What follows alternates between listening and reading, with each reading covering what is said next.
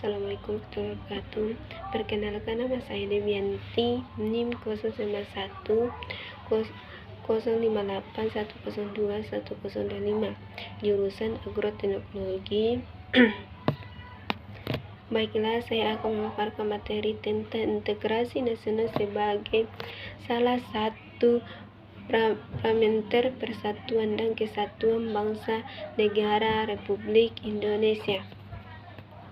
Ada 4 pokok pembahasan hari ini, yaitu pengertian integrasi nasional, pengembangan integrasi di Indonesia, pentingnya integrasi nasional, dinamika dan tantangan integrasi nasional.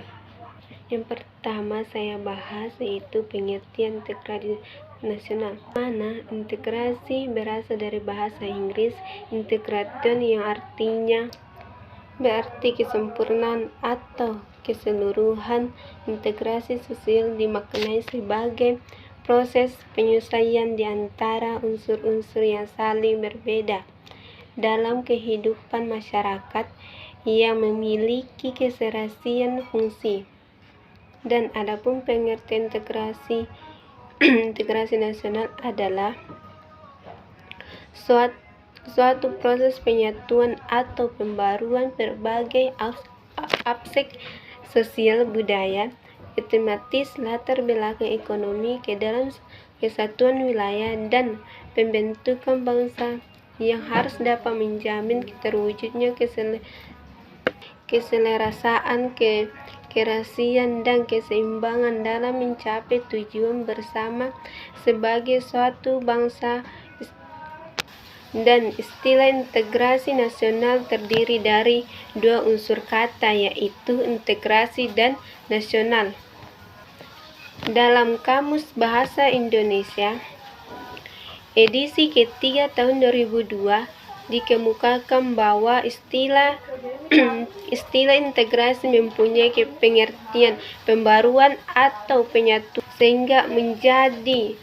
sehingga menjadi kesatuan yang utuh atau bulat, sedang istilah nasional mempunyai pengertian yaitu 1. Bersifat kebangsaan, 2. Berkenaan atau berasal dari bahasa sendiri, 3. Meliputi suatu bangsa, misalkan cita-cita nasional, tarian nasional, perusahaan nasional, dan sebagainya. 4.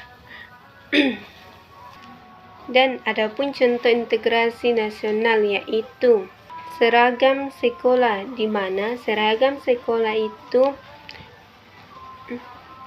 di sekolah menandakan persamaan semua anak yang bersekolah tanpa membedakan kedudukan orang tua, ekonomi, suku, ras, dan agamanya di sekolah.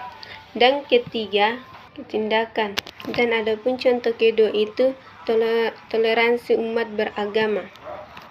Di Indonesia mempunyai 6 agama yang diakui sebagai agama resmi negara. Di sini hak asasi manusia sangat dilindungi, di mana kebebasan menjalankan agama dan beribadah sesuai kepercayaan masing-masing tanpa ada pemaksaan. Pembahasan kedua yaitu pengembangan integrasi di Indonesia, yaitu Worthing dalam Muhaimin dan Holding Max Deres 195 menyebut ada 5 pendekatan antara cara bagaimana para pemimpin politik mengembangkan integrasi bangsa. Kelima pendekatan yang selanjutnya kita sebut sebagai faktor yang menentukan tingkat keintegrasi suatu negara adalah adanya ancaman di luar, di mana ancaman di luar dapat menciptakan integrasi masyarakat. Contoh, ketika penjajah Belanda ingin ke Indonesia, masyarakat Indonesia bersatu padu melawan melawan suatu bangsa yang sebelumnya berseteru dengan saudara sendiri. Suatu saat dapat berinteraksi ketika ada musuh negara yang datang atau ancaman bersama yang berasal dari luar negeri. 2. Gaya politik kepemimpinan di mana gaya politik kepemimpinan para pemimpin bangsa dapat menyatukan atau mengintegrasi ke masyarakat bangsa tersebut berpemimpinan yang primitif, dicintai rakyat, dan memiliki jasa besar, mampu menyatui bangsanya yang sebelumnya bercerai-berai, misalkan Nelson Mandela dari Afrika Selatan. Ketiga, kekuatan lembaga-lembaga politik, di mana lembaga politik misalkan birokrasi juga dapat menjadi sarana persatu masyarakat bangsa. Birokrasi yang satu dan padu dapat menciptakan sistem kenyamanan yang sama, baik dan diterima oleh rakyat masyarakat yang beragam. 4. Integrasi nasional merupakan seperangkat nilai-nilai yang diterima dan disepakati. Ideologi juga pemberian visi dan beberapa paduan bagaimana cara menunjukkan visi atau tujuan itu. Jika suatu masyarakat meskipun berbeda-beda tetapi menerima satu ideologi yang sama, maka memungkinkan masyarakat tersebut bersatu.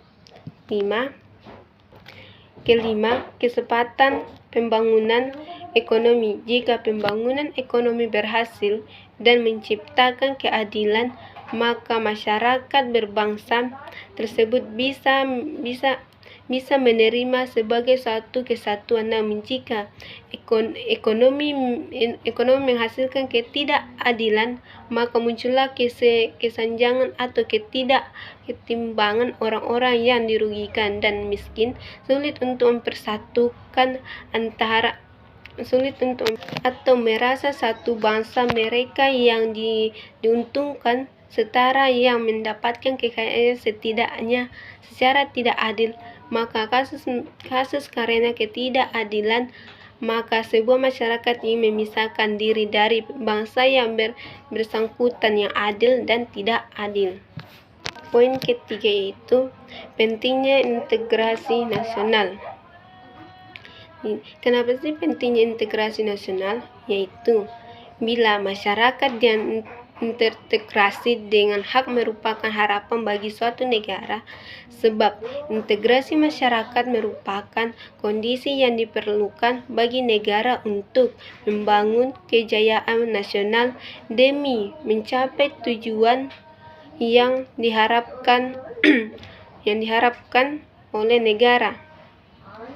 Jika disimpulkan, ada 4 alasan mengapa pembangunan integrasi nasional sangatlah penting, yakni 1.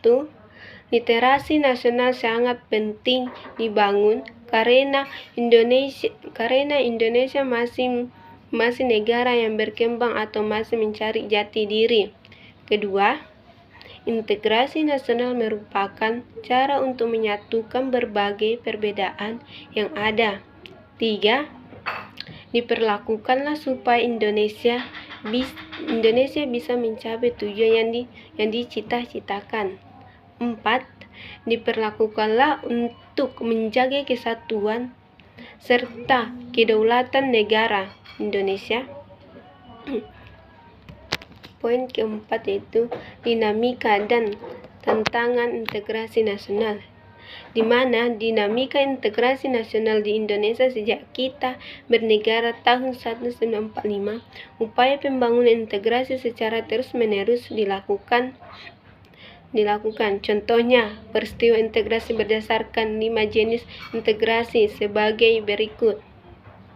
Pertama, integrasi bangsa, di mana pada tanggal 15 Agustus 2005 mulai Maut Road of Udarta ning di Peta Helsinki, Finlandia, pemerintah Indonesia berhasil secara damai semenjak gerakan Aceh Merdeka atau GAM untuk kembali bergabung dan setia memegang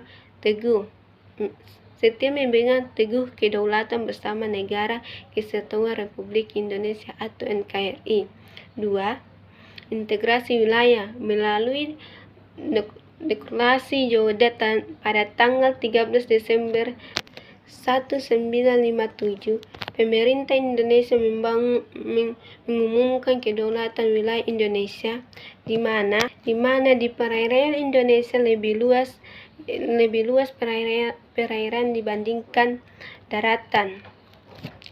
Lebar laut teritorial seluas 12 mil diukur dari garis yang menghubungkan titik-titik ujung yang terluar pada pulau-pulau negara Indonesia, di mana wilayah Indonesia merupakan satu kesatuan wilayah dan laut tidak lagi merupakan pemisah pulau tetapi menjadi penghubung pulau-pulau di Indonesia. 3. Integrasi nilai, yaitu di mana nilai Pancasila mengamalkan dan mengembangkan Pancasila sebagian nilai integrasi terus-menerus dilakukan. Misalkan, melalui kegiatan pendidikan Pancasila baik dengan mata kuliah di perguruan tinggi ataupun di mata yang SMA, SMP, dan di mata pelajaran di sekolah melalui kurikulum pada tahun 195 mulai diberikan mata pembelajaran pendidikan moral Pancasila atau MPM di sekolah. Saat ini melalui kurikulum 2013 terdapat mata pembelajaran PPKN. Melalui pembelajaran ini, Pancasila sebagai nilai bersama dan sebagian dasar filsafat negara. 4. Integrasi elit massa, di manakah integrasi elit massa ditandai dengan seringnya pemimpin mendekati rakyatnya melalui berbagai kegiatan, contoh kunjungan ke daerah, tamu kader, PKK, dan kota pos presiden. Kegiatan yang sifatnya ini mendapatkan elit dan massa akan menguatkan dimensi vertikal integrasi nasional. 5. Integrasi tingkah laku, yaitu perilaku integratif. Mewujudkan perilaku integratif dilakukan dengan pembentukan lembaga-lembaga politik dan pemerintah yang termasuk birokrasi. Dengan lembaga dan birokrasi yang terbentuk, maka orang dapat bekerja secara bekerja sama. Itulah tadi pemaparan tentang materi integrasi nasional sebagai salah satu parameter persatuan dan kesatuan bangsa negara Republik Indonesia. Bila ada kesalahan penyebutan kata atau pengucapannya, mohon dimaafkan. Billahi bisabil haq. Assalamualaikum warahmatullahi wabarakatuh.